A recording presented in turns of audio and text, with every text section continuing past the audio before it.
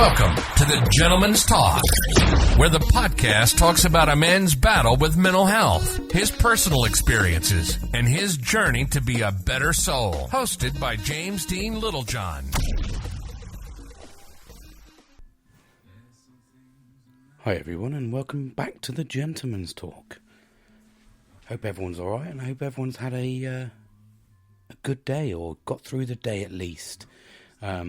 It's really important to acknowledge that it doesn't have to be a good day, it just has to be a day, it's really important just to take each step as it comes along, and I hope you enjoyed that kind of little motivational minute that I sent off this morning, just to give you a little bit of inspiration, get the juices flowing, I suppose, for the week.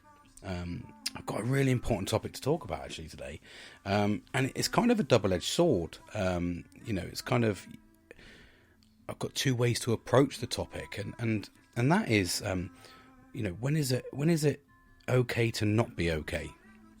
It's kind of like the way that I would kind of capture it and title it if I had to. One of the things I noticed, or I certainly can reflect on now, really importantly,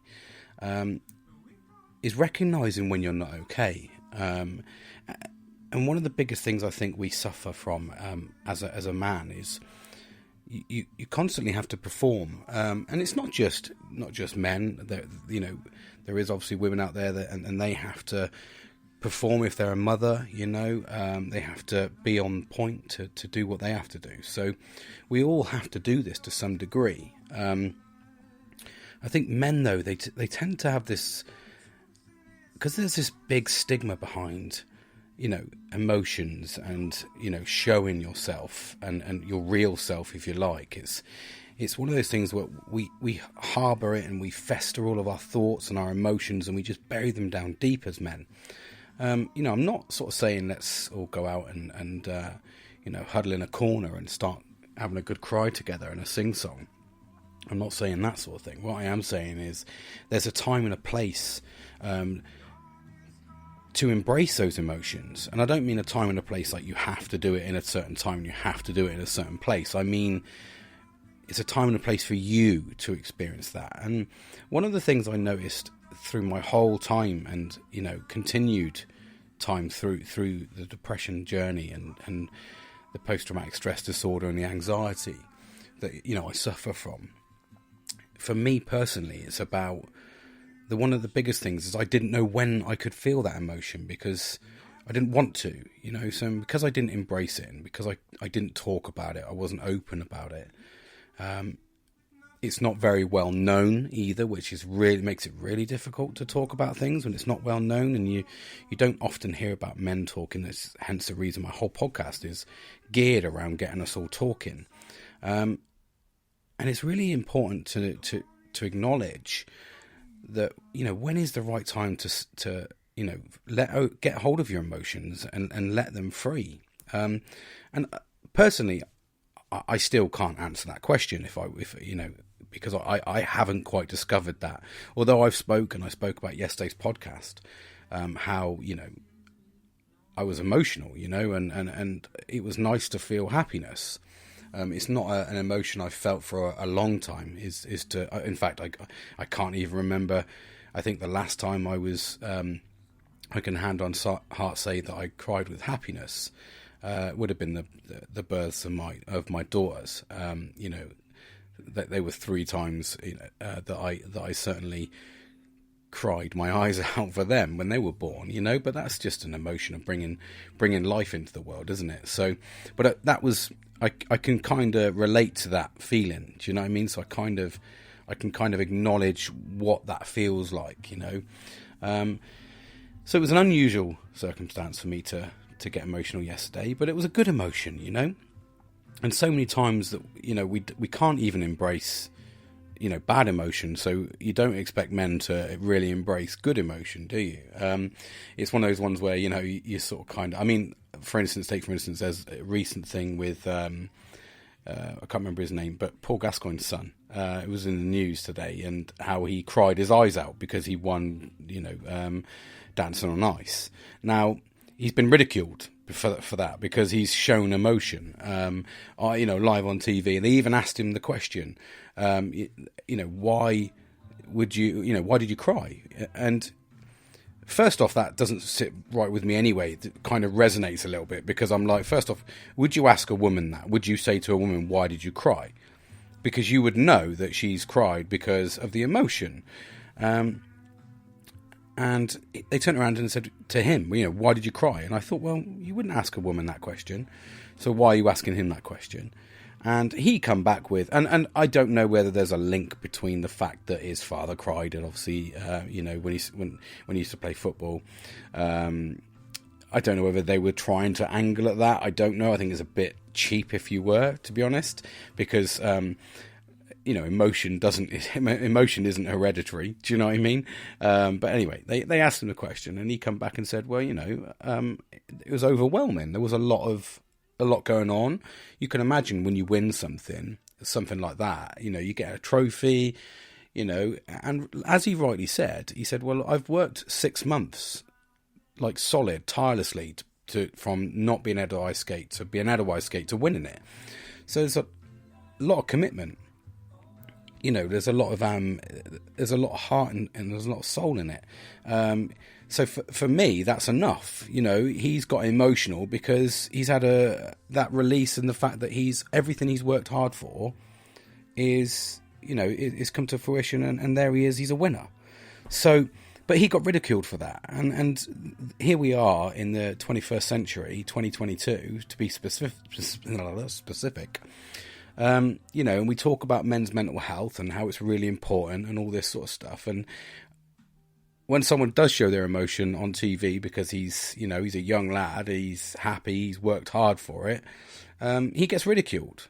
And that is a clear symbol that, you can't show emotion still, because you're kind of ridiculed by media for it. And if you look on forums and you see all the, what can I describe as the tough men, the keyboard warriors sitting there giving it all the big licks, and saying, oh, look at him, man up and all this sort of stuff. And you're like, mate, have you ever worked for something that you've worked hard for, tirelessly? Now, I have. I've worked tirelessly. Everything I put 110% into everything I do, and I am emotionally invested. If I do a job, I'm emotionally invested until it's perfect. I don't get upset at the end, because I am unfortunately emotionless. Not technically, because you could say, well, I have done yesterday, and I've cried in the past, but normally for sad tears. But it was really important to acknowledge that even in the 21st century, we're talking about mental health and removing the stigma of men showing emotion. And okay, there's some extremities where that's gone too far, and men show too much emotion. Not saying it in a negative way, but if you saw, some other gender, if you like, crying to that sort of level, with some people, you go, okay, mate, you're taking it a bit too far, sort of thing. But I get it. I get there's a fine line, but at the moment there's not a fine line. At the moment there's either, you're completely emotionless, dead to the world, crack on, earn your money and just provide for your family. Don't have any emotion aside from that. That's kind of one extreme. To the other extreme where, you cry your eyes out at everything and the world's against you. So there's no real sort of kind of happy medium, and that's where I'm trying to really break that stigma and just go, it's okay to feel an emotion and embrace it, I felt that emotion yesterday, and I felt the need to talk about it, because I wanted to just say it doesn't matter, and I've certainly got upset in many occasions, I don't have to be drunk to sit there and get upset, So normally, because I've been in a really severely horrible place, and it's completely and utterly overwhelming. And that normally, when emotion comes out, it's like full on stress. It's like yesterday, I know that there was an over emotion from me because I'd had a fantastic weekend. I was tired from the week. So that's normally when, you get a big build up, and it kind of gets to, you either get to a negative place build up or a positive place build up, and mine was positive yesterday. So I embraced it because it was an unusual feeling for me. you know, and but I wanted to enjoy that feeling, and I wanted to just go, I'm really good at, you know, that's making this journey worth its while. And one of the things that I noticed, though, over the last 10 years that I found hard is nobody really recognised my emotions, or I don't know whether it's my personality or not, but, you know, for me, when I see someone down or I hear someone down, I notice it. Now, I'm probably a little bit more in tune than most people because I've suffered, you know, I've been the lowest you can get, you know, barring teetering over that edge. So I know what it's like to feel utter remorse, utter depression, utter emotion. I know what it's like, but at the same time, you know, consciously sit there and go, I don't know what to do about this, you know. So I've been there, and again, the stigma is I didn't know who to talk to, you know, and I'm a lot more open now, and I do message my mates, and they sort of message me saying, you know, how's things? Oh, I'm having a bit of a shit day, mate. That's normally where it goes to now. Kind of say I'm having a bit of a shit day, and they'll pick it up for you, you know. We all have busy days and we all have shit days, you know, but I feel comfortable now saying, well, I've had a bit of a shit day, mate, actually, or God, this is a bit stressful, and you do what you should do then. You should pick your friends up, you know. And I never got that over the last 10 years. I'll be brutally honest. You know, I've been, like I said, I've right up until December last year, and that's no detriment to the people that are around me, because it's hard to most people around me had their own issues or didn't really recognise the issues, so to understand and educate people. But for me personally, it was horrible. I hate the fact that you could be sat there contemplating life and not know where to turn to, and that's kind of where this whole thing started, with the fact that I wanted to help myself and I wanted to help people and drum up some business, you know. So this whole journey really started on me trying to get a better life, but it was done the wrong way. So, you know, and it's grown legs and arms and legs, and it's kind of come to where it is now, and I'm really enjoying this process. But, you know, for me, it was about last year. It was because I sat there and I thought, I don't want to be like this again. If I'm like this again in 6 months' time, or I'm like this again in a year's time, or even I'm like this again in 3 weeks' time, I don't want to be there and not have anyone around me to talk to stop me, because it's a horrible feeling to be sat there and go, who do I talk to? Who's going to listen to me? No one cares about me. And, you know, for me personally, I find that's a difficult thing doesn't sit right with me. So that's why I made this change, brutally changed the people that were around me, because at the same time, I obviously wasn't on their radar. They weren't on my radar. I wasn't on their radar. So I've had to do that, and that's where it all gels, and everything I talk about all comes into these little tiny acts that we do along this journey.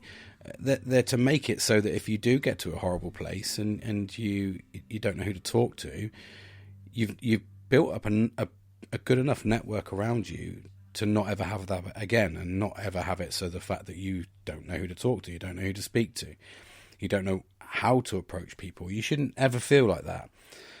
You know, being depressed as a man is a very secretive thing. I certainly hid it for years, and I did everything I could. I think I notice it more now because I'm in a better place, and I'm trying my hardest daily to keep that going. But the downside is as well, what you remember is the bad stuff, because you're like, Christ, I was a bit of a dick then, or I did do that. And I remember one of my friends actually, and it's a prevalent story. It came up today in my head, because I was like, oh, you know what, I've been a bit of a dick, you know, sort of thing in the past, and what did I do that made that happen, you know? So I was kind of thinking about things, and I remember one of my friends, very close friend of mine, and we were cycling bikes, and they caught I think it was like a bungee cord around the back of the wheel. It just come off one of the back seat things, and caught in the back wheel and threw them off the bike. Now, I was in a fucking shit place. You know, mentally, I had no emotion at all. I didn't even... And this became prevalent today because I thought, well, I've got a bit of emotion back. You know, I'm feeling things that I never felt before. Like, I'm feeling happiness. I'm feeling a little bit of empathy. And all this is while I still take medication. So, you know, it just goes to show that I've been on medication for now 5 years. And it's only when you really invest in yourself that medication will start working. And it does. It helps me because now what I'm doing is producing my own natural serotonin again. But anyway, I digress again. But I remember them flying off the bike, and it was in an evening, and I sat there, and there was people around, and I felt embarrassed. I was like, fuck. And I remember just being an absolute arsehole, just going, what are you doing? You're an absolute embarrassment. What a state. This person was hurting. My friend was hurting, and I didn't bother doing anything about it. So it just goes to show when you're a man and you're depressed and you bang up these barriers and you remove all this emotion and you're not allowed to show emotion, it's really, really hard to just coast and go through life without hurting people. And that's why I really want people to recognise and understand what happens when people are depressed and what they feel and what they're going through, so you can assist. You know, you can help. If you've got a friend of yours that is like that, sometimes little messages and little chats and stuff, you know, they mean the world to them, you know.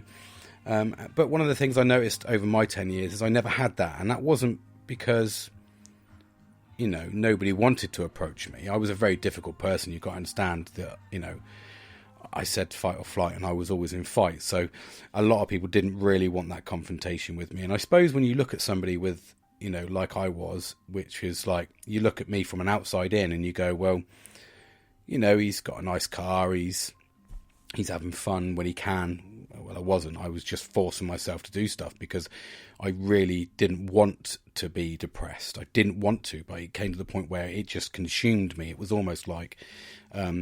that I said, I've described it. It's almost like a fog over your eyes, and it's almost like you can feel this black goo just sort of taken over your brain. That's the way to describe it. It's almost like it slowly. It's almost like a tumor. Now, I know that's quite a thing to say, but it is. It's almost like it just engulfs your brain. And now I know I have that tumor because I have to live with it, because that's the PTSD side of things. So you have to manage this every day. It doesn't go away. I don't care what anyone says. And some people, I've got chronic permanent PTSD, so it can be crippling. But one of the things I noticed was, you know, it wasn't about people wanting to come and talk to me. It was about, like, from the outside in. I was going to work every day. I was getting up every morning. You know, I was overperforming 24/7 in work, because not 24/7 literally, but 24/7 for the hours I worked. I was overperforming all the time, and I cast back to, you know, it's sort of those times when it was really hard. I had to focus on that because the only thing I could do was focus on work. And from a work's perspective, I was a dream. Because I was like, well, James is doing everything. He's going about. He wants to do that. Yeah, crack on, get it done. I was in the bay. You know, I was telling the guys exactly what to do because I was like, I wanted to keep my brain active all the time and keep everything firing. So people thought, from their perspective, it was really easy because I was creating an easy life for them. From my perspective, you know, which isn't good for them to nurture that. It isn't good to create that for a future, because you're doing the work for them, aren't you? But no, I got to the point where I had to do that. So from the outside in, you think, well, he goes back to his room. I don't hear boo to a goose. You know, I was trying painting. I was trying airbrushing. I was trying all sorts. Long walks. I tried absolutely everything to make myself happy, and I couldn't. And it was, I mean, I've spent thousands of pounds trying to do things that I think will make me happy. And they never did, not once. Money never, ever made me happy. And it's proven now. Money hasn't made me happy now. What's made me happy now is actually looking after myself and taking a really good view of what's around me. And instead of thinking I've got 200 friends because it says it on Facebook, or I've got 3,000 followers on Instagram, I must be amazing. Instead of looking at those things, actually going, I don't need any of them. I don't even, care about any of them because they don't care about me. It's just a click. It's a like. That's what we chase.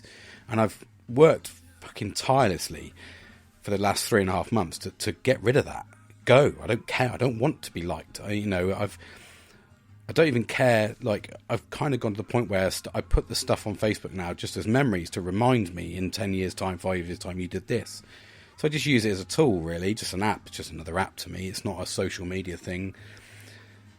But it was really important to understand that, from the outside in, you can look like there's nothing wrong. And one of the things that, that I heard a lot, especially at the start, 10 years ago, and I'm a bit ashamed to say that I still hear it now, if I'm honest, but it's that man up. It's that, just man up. Oh, it'll be all right, mate. Just smile. It'll be okay. Do you know what I mean? And all these stupid little comments that people make.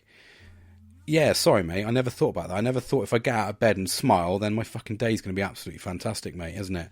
Oh, man up. Oh, yeah, sorry, mate. I didn't realise that. Yeah, if I man up now, brilliant. That's what it is. What is this man up? Do you know what I mean? It's literally ludicrous, and we say it. And I've said it. I've actually been one of those people that said it and gone man up. I only ever said it in jest. I don't think I ever said it in an actual aggression or an actual, like, confrontational point of view. I wouldn't say, oh, fucking man up, mate. Jesus Christ, because that's just... It's not me. I'm not a horrible person. I know I can be, but I'm not a horrible person. That's where I know that depression consumed me, because I reflect back on these little incidents and these little times that I've made other people's lives a misery. But I'm not justifying it by any stretch of the imagination, but I was miserable. I was unhappy.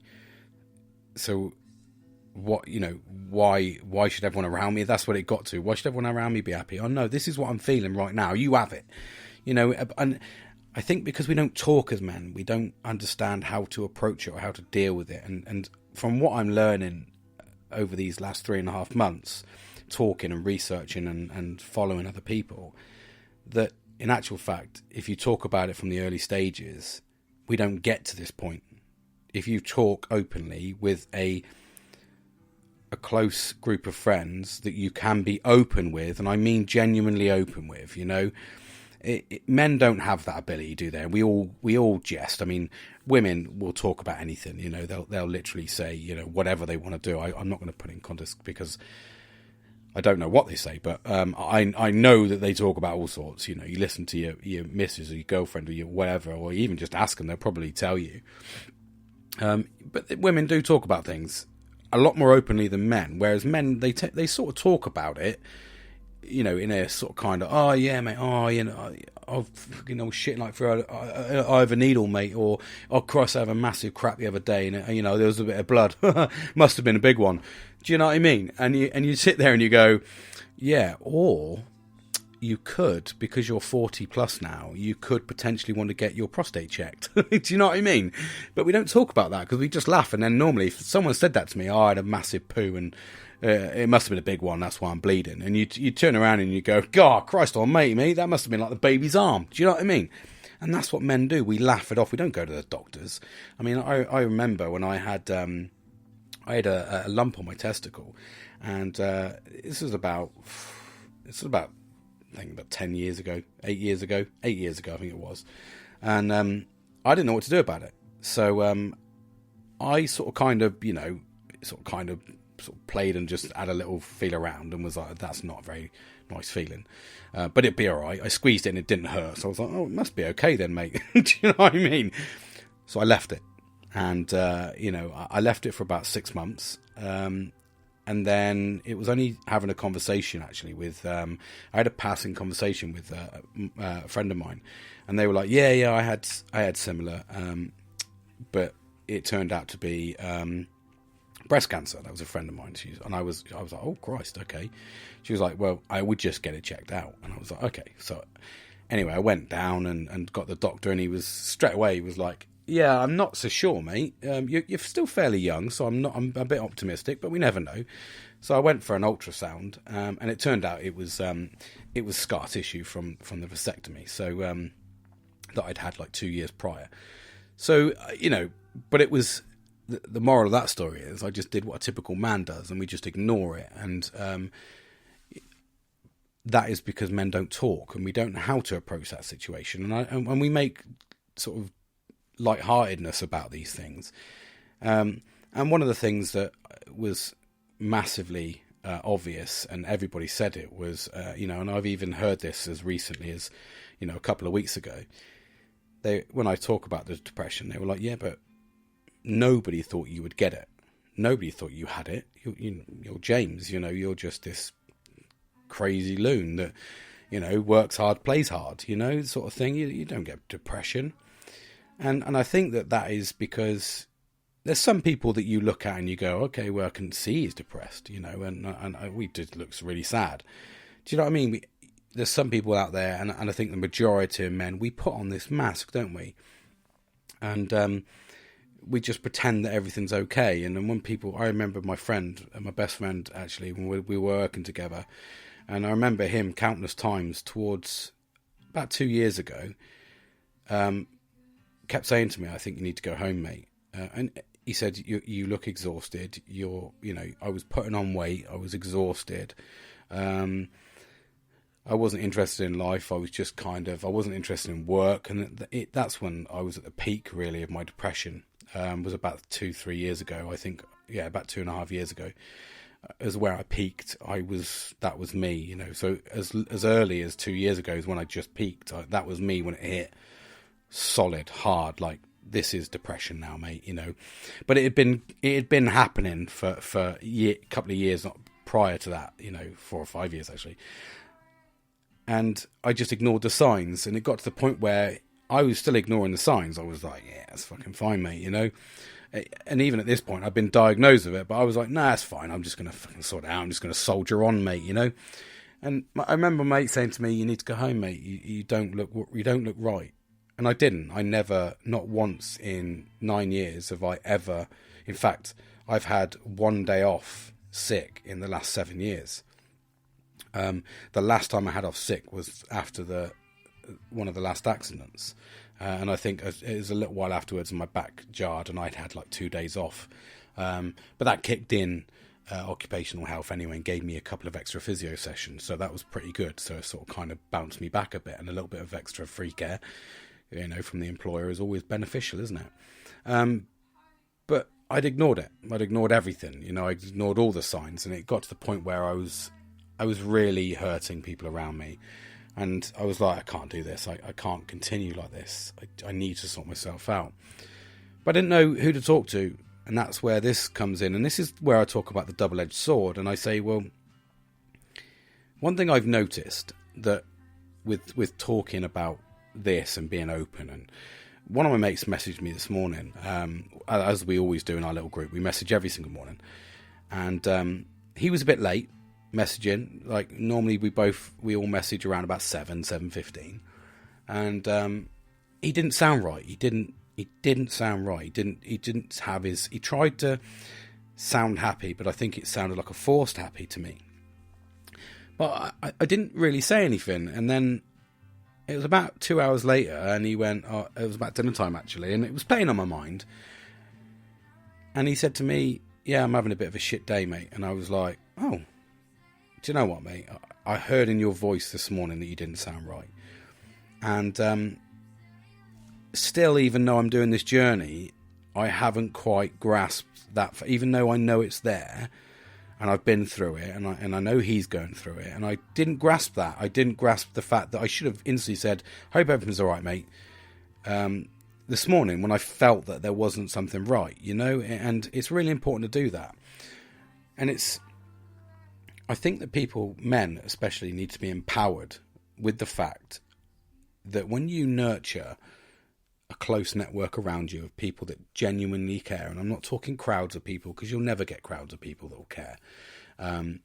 I'm talking your closest of close, your one or two friends, or your whatever they've got, your little group. You should be able to ask them anything, and they should be able to address. If you're a good enough friend and you're close enough, you should be able to address that fact. And I think that as this becomes more and more prevalent, and we talk about mental health more, and especially with men, I'm hoping that as this grows, people then recognise that they can actually, is everything all right? Are you okay? And that's such a big word, isn't it? It's such a big sentence, sorry, are you okay? But it genuinely means the world, because you'll either get somebody who'll go, yeah, I'm fine, but at the same time, they'll say it in such a way that they're not fine. Or they'll say, no, I'm not okay, mate, actually, I'm having a bit of a shit time. And if you've nurtured such a really close friendship, you should be able to do that. And I feel embarrassed that I've got one of my best friends, actually, that I didn't confide in for years. I never really spoke to him. I don't know why, because, like I say, we're best friends. We have been for 27 years. I think it was that bravado thing, really. I didn't want to ever admit it. I didn't want to admit that I was losing. I didn't really want to admit that I was depressed. I didn't want to admit that I was sad. I was like, fuck off, mate. Shut up. I'll be fine, mate. And you'd soldier on, and you'd do your 9 till 5 or whatever it is you do. No one works 9 till 5 nowadays, do they? But you'll do your hours, and then you'll go home, and it won't be till you go home, and you could go home to your family, and then you've got your kids or your missus or your partner or whatever they are, you still got to perform, so you don't get time. And then when you go to bed, and you'll either go to bed alone or you'll go to bed with somebody, and you wait for them to go to sleep, and you're so exhausted that you go to sleep, and that's where the vicious cycle comes in, because you wake up exhausted, you've still not spoke about it, so it's still on the back of your mind, and then the next day might bring another load of shit that's going to chuck at you, and you're like, Christ, I can't keep taking this shit, mate, this is ridiculous. And one of the things I think that men need to be empowered with, and I hope that as you develop a close friendship with somebody, or if you've got a close friendship with somebody, you'll be able to acknowledge this and go, fucking hell, I didn't really think that it actually hasn't been right for a while. Do you know what I mean? And actually empower yourself to go, are you okay, mate? Because none of us do that. And it's really, really sad to say that, but none of us do. Men don't seem to do that. They don't seem to worry. And when you think about what men have got to do, they've got to perform at work. We've got to have career aspirations. Christ, nobody wants to get with anybody unless they've got career aspirations. They want somebody who can provide. Well, men are then empowered with this, this entitlement they have to provide for the family, and I know the dynamics of that is slightly changing nowadays, which is nice to finally hear that it's not all down to the man to feel it. But traditionally, and still most of the time, I will say that it is left for that pressure for the man to do it. The man has to go out, no matter what he's feeling in the morning, he has to get up, he has to put on his work clothes, and he has to smash it out the bag and get his day job done. That could even mean that at the same time, I remember my last employment, I was dealing with mental health issues for my colleagues, so I was dealing with those side of things. So I was taking on the pressures of all of my team, because that's what I was doing. I was listening. I was taking on all their pressures. I was trying to make their life better. They were like, oh, I'm not getting paid enough. Okay, well, let me sort something out. Let me see what I can do. Okay, we can promote you. Or, I'm not doing this, or I need this, or I'm having relationship problems, or, do you know what I mean? You listen to this all day. And one of the saddest things is that I listened to all those people, and I helped all those people, and all of them I helped through at some point, whether it be financial, relationships, or emotional, or DIY, or car repairs. I helped everybody in that place, and I suppose the saddest thing for me was, out of all of that, nobody ever asked if I was okay. And I think that's where I got quite sad, because nobody sat down, nobody said, "Oh, you're okay? Do you fancy a beer?" Well, in the end, one person did, and it turns out he was the biggest backstabber of them all. So he was probably just trying to butt me up because he wasn't the best of friends in the end. But anyway, we digress, don't we? But I think it's really important to acknowledge that fact of embracing when somebody isn't feeling right. And we all know it. You know that if you go home and your wife looks a bit sad or she sounds a bit sad, you'll ask. And if your kids are a bit sad, you'll ask. You know, you'll even notice when your dog's a bit sad, but you know, or your animal, you go, he looks a bit sad. So you notice it all the time, but nobody ever thinks to say, oh yeah, James, or, you know, I'm just using my name figuratively speaking. James, are you all right? How's things, buddy? Do you know what I mean? Because that quick, are you okay, buddy, sent via text message or voicemail message or ring or bloody email or whatever, you know, whatever it is. We've got so many ways to communicate now. You know, just having a pop round and knock on the door. I hope they've brought a couple of beers, mate. Hope everything's all right. Do you know what I mean? And it's those things that mean a lot. And I think that men have just been given a bit of the shitty end of the stick, so to speak. And they're just expected to, you know, we're expected to do everything, aren't we? Let's be honest. We're expected to know about cars. We're expected to know about the house. We're expected to know about finances, mortgage, interest rate. We're expected to know about DIY. And I'm not saying that there's women out there. Please, I'm not saying that women out there that can't are not capable. This isn't what this is about. Okay, this is about men. This is me talking as with my experiences. And from my experience, we are expected to perform. We are expected to deliver all the time. We are expected to try and be happy all the time for everybody. And you do a full day's work and you come home and, you know, I've got to do this, this and this. And you're expected to do it.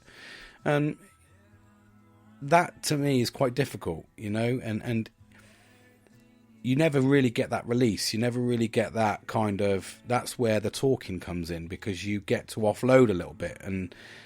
You know, we all do it, and I think women have got it right in the sense that they offload to each other, and a problem shared is a problem halved, isn't it? And I've noticed now, since I've been really promoting this self-healing by looking after what's around me and myself, I've noticed a change, a really, really significant change in everything around me. I don't know how long it will last, because I'm not going to put a timeline on this. It's not a timeline thing. This is just take each day as it comes. One of the things, as there was a little quote from a story that I heard earlier on, and the elephant was walking through the woods, and the elephant, and obviously this is metaphorically speaking, the elephant said to his dad, I can't see the path through the forest. It's too foggy. And the dad turned around and said, well, can you see the step in front of you? And the baby elephant said, well, yes, I can see the step in front of you. And he said, well, just take that. Just take the step that you can see. Because too many times we try to look at 20, 30 paces in front, or we try to look at 5 years ahead, because that's what we're geared to do, aren't we? We're geared to think about the future. And so many times that's what catches us out, because sometimes you won't achieve that. And sometimes you have to just, you know, stop. And you have to reset, and you have to go, okay, I'm just gonna, do you know what? I'm gonna get through today. That's all I care about. Do you know what? If I get through today, I'm really happy. Do you know what I mean? And then you go to the point where you're like, okay, I got through today. I'm really happy. And then you come to Tuesday and you go, okay, I'm going to get through Tuesday. And then you might get to midday and go, okay, stop. I feel really good. I'm going to reset. Let's get through the rest of the day and tomorrow. I feel great. And then you'll get to Thursday and you'll be like, oh, fantastic. Here I am. This is Thursday. Friday's tomorrow. I feel great. Do you know what I mean? Or it might be the other way around. You might have a great start to the week, and then everything just hits you like a train on a Wednesday, for instance. And Thursday, you've just got to look at that little, you know, unfogged step in front of you and just take it. Just take one step at a time. Too many times we try to look too far ahead, and I'm really, really bad for that. I try to plan ahead, and I like to plan, but there's an element of planning we have to do, because we have to plan for certain things if we want to go to an event. Or we've all got, you know, most of the people that I've nurtured around me have got wives and kids, so we have to nurture the family life as well as our own life. But that all aside, you know, it's really important to acknowledge when you know someone's not right. And if you're a true friend, you'll know when that person isn't right. And sometimes you don't even have to say something. You can just acknowledge it and go, something don't feel right with him. What I'm going to do now is I'm going to spend the rest of my day making him happy. And I'm going to send him shit memes, and I'm going to send him this, and I'm going to have a bit of a laugh and send some voicemail messages and have a little bit of banter, because that'll perk him up, you know, and that's really, really important to do. And I think we take that for granted, that you forget that you're there, and you forget that, you know, men just go through this, we get into this path, don't we, where we just go Monday to Friday, rah, rah, rah. And even weekends we can be exhausted. And you try and do something and it takes you out of the comfort zone. But what I've figured out here is right down to the fact that, like, even today, for instance, you know, feeling happy about myself, and, you know, I just took my nice easy day. I was building my own SharePoint and stuff like that. So I was just having a little bit of fun with a bit of technology. And I thought, well, I'm gonna incorporate, because I do this thing now. I've got my routine. I absolutely love routine. I think it's really good to have a base layer of routine, knowing you're going to do these things. And I did. I did my normal cold shower, you know, walk with the dog, come in, fruit shake.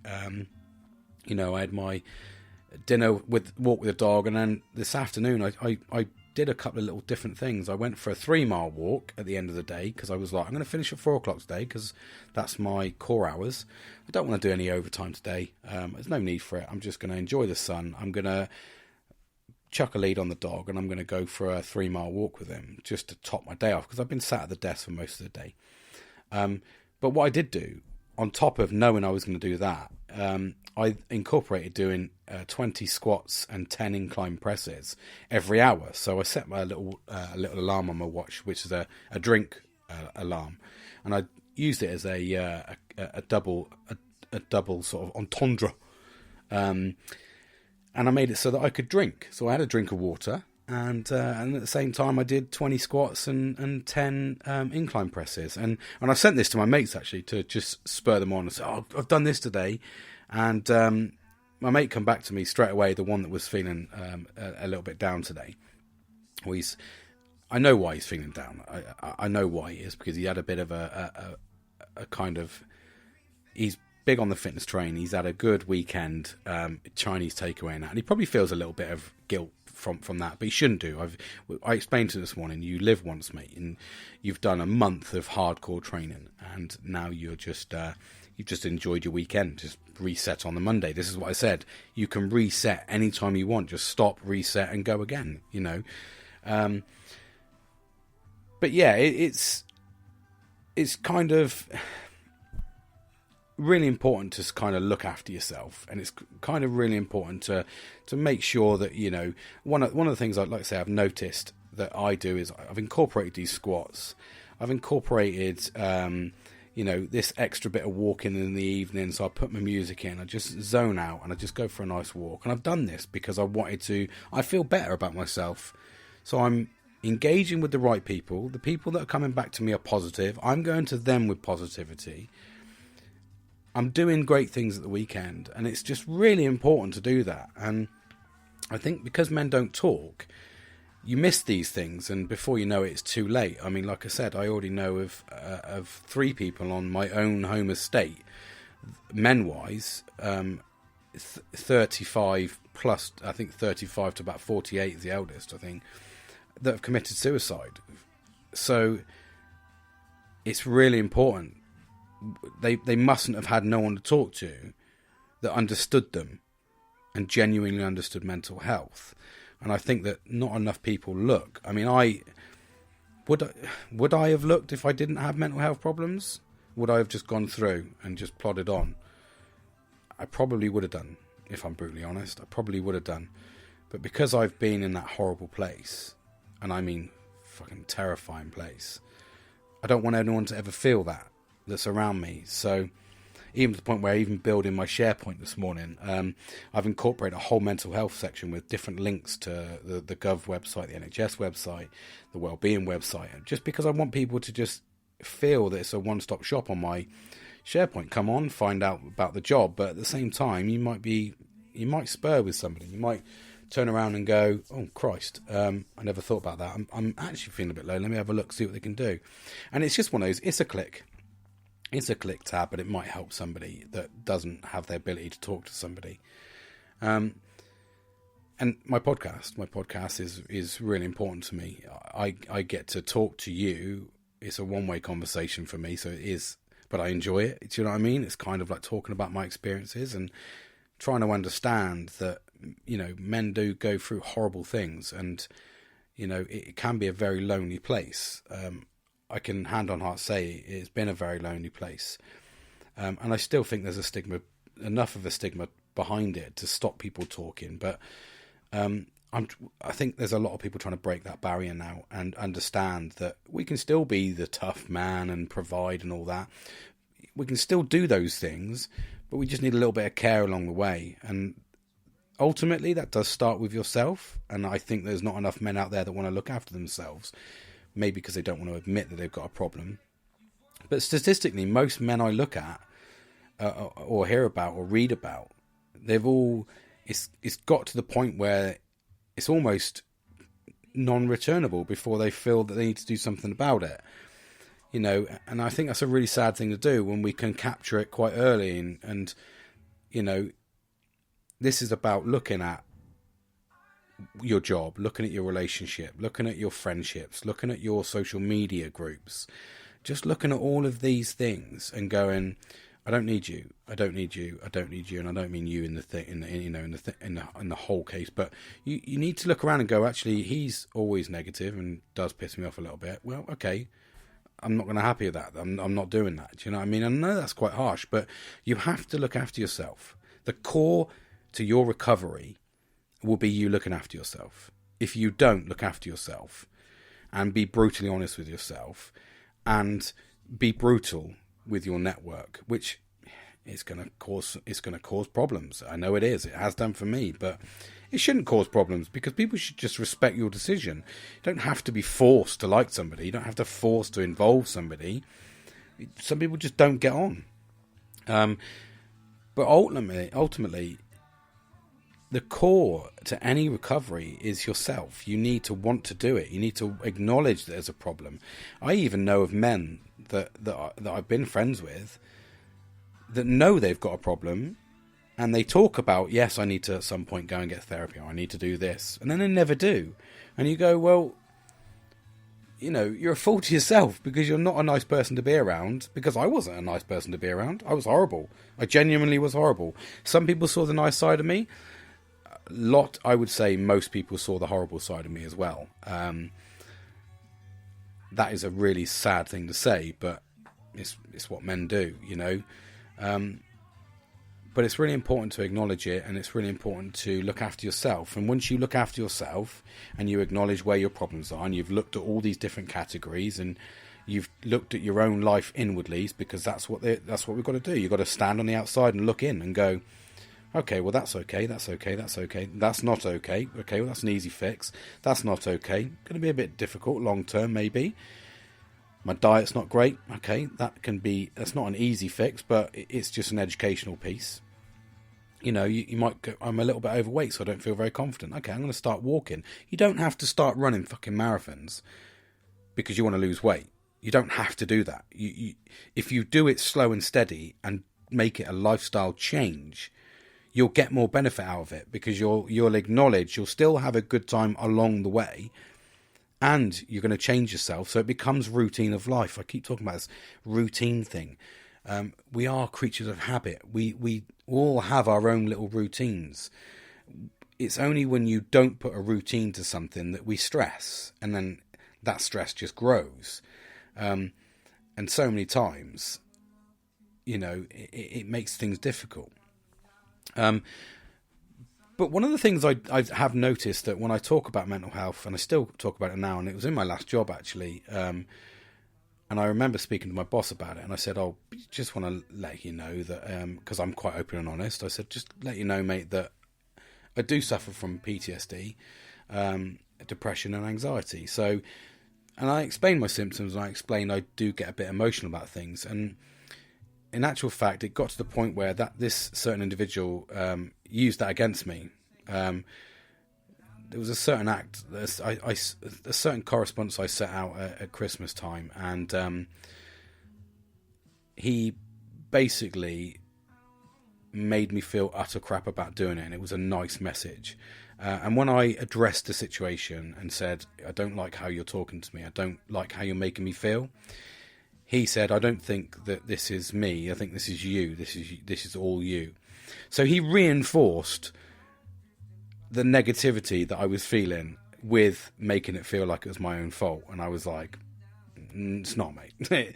It's literally you. And then I had to talk to other people about the scenario and say, what would you have done in this situation? And they go, well, you were completely in the right, completely in the wrong. And I didn't get that from one person. I got that from about 8 to 10 people, I think it was in the end, and different age groups and different genders. So it wasn't just one person. It was his word against me and 8 to 10 other people, basically. But I didn't tell him that. But I had to do that. I had to get that gratification. Not gratification. I had to get that. Here's a word I'm looking for. A confirmation. I had to get a confirmation that it wasn't me. But when I spoke to him about it, and I remember saying to him about my things, he said, I don't really understand mental health. And it was ironic because he had mental health problems in his own family that he acknowledged, and he didn't want to pursue that and how to deal with it. He didn't really kind of go, it is what it is. And that happened to me about 3 or 4 times in work when I spoke to the different people. They were like, no, I don't really understand, it's all fluffy. I think everyone just wants to be mollycoddled nowadays. It's not, mate. We've got emotions, and we want to let them out. Hence the reason why you're a hard nut to crack, because you have literally given yourself this massive outer shell, and now you become obnoxious with it. So maybe you've got something you need to deal with. But one of the hardest things, and this happened recently when I spoke about it with him, this person, and he said, well, I just think maybe you just need to man up. And I revert back to that comment because, and I'll finish on that comment, because for me personally, manning up is not the thing you say to somebody. If you've ever said to somebody, man up, or get a grip, or just smile, or I don't know what your problem is, you've got everything great. What do you mean? Do you know what I mean? Or you've got everything. What have you got to be sad about? You know what I mean? If you're saying this, then number one, you're not very well educated in mental health. And I've spoke about this, and I've spoke about how from the outside it can look amazing because you're performing, you're going to work, but they don't realise when you're in work, your body's screaming with anger, it's screaming with exhaustion, your brain is firing on. I mean, I remember at one point I was drinking 2 tablespoons in hot water with a little bit of cold water added once it had dissolved, and drinking sugar water because I had no energy, and I was doing that 3 or 4 times a day because I had no energy. But everyone would go out to T-bar and I wouldn't eat, and they'd be like, "Are you having something?" I'd be like, "No, I'm not having anything, mate." And turn around and go. Yeah, it's just, I'm fine. You know what I mean? I'm fine. And that's what you say, I'm fine.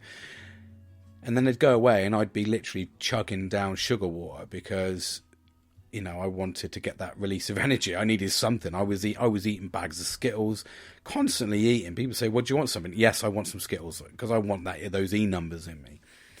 And so many times people used to say to me, man up.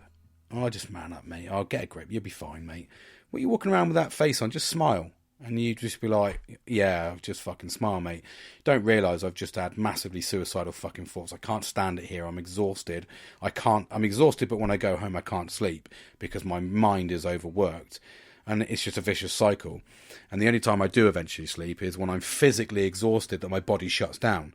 And the amount of times that would happen on at 2 o'clock. I mean, I used to go down and I used to shut myself in the bathroom, lock the door, lie on the floor and have a sleep because I was so exhausted, and people would be asking where I was. And I would always tell one of my colleagues, if anyone looks for me, mate, I've gone out, I need to go to sleep.